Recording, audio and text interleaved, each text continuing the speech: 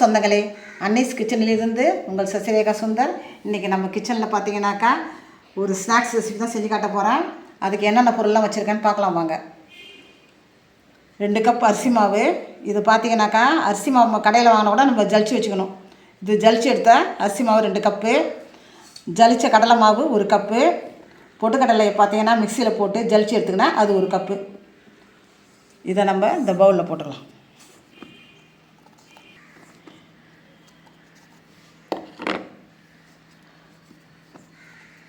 நம்ம செய்ய போகிற ஸ்நாக்ஸ் என்னென்னா ரிப்பன் பக்கோடா. இதை நம்ம ரிப்பன் பக்கோடான்னு சொல்லலாம், ஓலை பக்கோடான்னு சொல்லலாம், நாடா பக்கோடான்னு சொல்லலாம். இப்போ பார்த்தீங்கன்னா 2 கப்பு அரிசி மாவு போட்டேன், 1 கப்பு கடலை மாவும் போட்டேன், 1 கப்பு பொட்டுக்கடலை மாவு இதையும் சேர்த்துக்கணும். இதுக்கு பார்த்தீங்கன்னா நிறைய பெருங்காயத்தூள் நம்ம தாராளமாக போடணும். ஏன்னா இது கடலை மாவு சேர்க்கறதால கேஸ் ட்ரபிள் வரும். அதனால் பெருங்காயத்தூள் கொஞ்சம் தாராளமாக சேர்த்துக்கலாம். அதில் 1/2 டீஸ்பூனு தனி மிளகாய்த்தூள், ஒரு 1/2 டீஸ்பூன் தனி மிளகாய்த்தூள். குழந்தைங்க சாப்பிட்டாலும் ரொம்ப நம்ம காரம் சேர்க்க வேணாம், திட்டமாக சேர்த்தா போதும். இதுக்கு தேவையான அளவுக்கு உப்பு.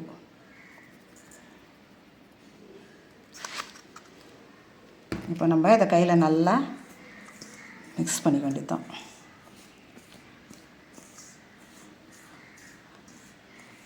இப்போ நல்லா நம்ம இதை மிக்ஸ் பண்ணிட்டோம். இப்போ பார்த்திங்கன்னா ஒரு 4 டேபிள் ஸ்பூன் அளவுக்கு எண்ணெயை காய்ச்சி இதில் ஊற்றணும். காய்ச்சல் எண்ணெய் ஊற்றும் போது தான் ரொம்ப கிறிஸ்பியாக வரும் இந்த ரிப்பன் பக்கோடா. பார்த்தீங்கன்னாக்கா இதை நம்ம பொட்டுக்கல்லாம் கலந்துருக்கோம் இதில், அதனால் நல்லா கிறிஸ்பியாக வரும் பார்க்கறதுக்கு. அதே சமயம் ரொம்ப டேஸ்ட்டாகவும் இருக்கும். குழந்தைங்க வீட்டில் இருக்கிறதால நம்ம பார்த்து இது மாதிரி செய்ய வேண்டியதாக இருக்குது. அதனால் இது எப்படி செய்யறது நீங்கள் பார்த்து வச்சிங்கன்னா நீங்களும் குழந்தைங்களுக்கு செஞ்சு கொடுக்கலாம். 4 டேபிள் ஸ்பூன் அளவுக்கு எண்ணெயை நம்ம காய்ச்சி வச்சுருக்கிறோம். இது சன்ஃப்ளவர் ஆயில் தான், இதில் கலந்துக்கலாம்.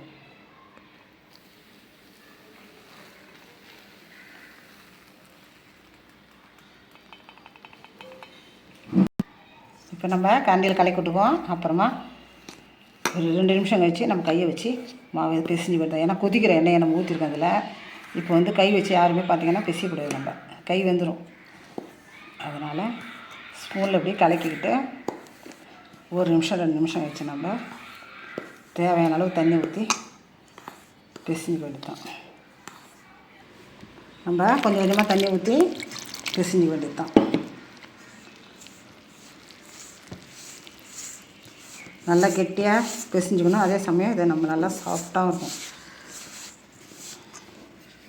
ஏன்னா இதில் பொட்டுக்கள்லாம் போட்டுக்கணும். நம்ம காய்ச்சன எண்ணெய் ஊற்றிருக்கோம், அதனால் இது இந்த மாவு பார்த்தீங்கன்னா ரொம்ப சாஃப்டாக இருக்கும். இப்போ நீங்கள் உப்பு பதம் பார்த்துக்க வேண்டியது தான். பிசையும் போதே உப்பு சரியாக இருக்கான்னு பார்த்துக்கிட்டு குறைச்சலாம் இருந்ததுன்னா கொஞ்சம் போட்டுக்கோங்க.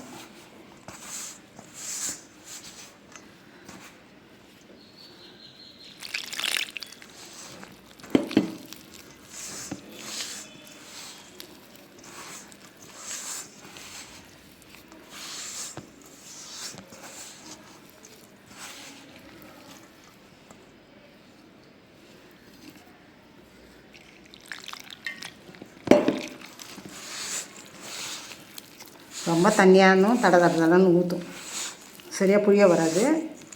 ரொம்ப கட்டியாக இருந்தாலும் நம்ம கையை வலிக்கும். அதனால் மீடியமாக நம்ம இது பண்ணி வேண்டியது. நல்ல மாவை நம்ம பிசைஞ்சிட்டோம். ரொம்ப கட்டியாகவும் இல்லாத ரொம்ப லூஸாக இல்லாத நல்ல ரிப்பன் பக்கோடா போடுற பதத்துக்கு, குழாயில் போடுற பதத்துக்கு ரெடி ஆகிடுச்சு. வாங்க கிச்சனுக்கு போகலாம். அடுப்பு வச்சாச்சு. அது மேலே நம்ம பாத்திரத்தை வச்சு எண்ணெயை ஊற்றிட்டு எண்ணெயை நல்லா காஞ்சிட்டு இப்போ நம்ம ரிப்பன் பக்கோடா போட்டு எடுக்க வேண்டியது தான். எண்ணெய் நல்லா காஞ்சிட்டு இப்போ ரிப்பன் பக்கோடா போட வேண்டியது தான்.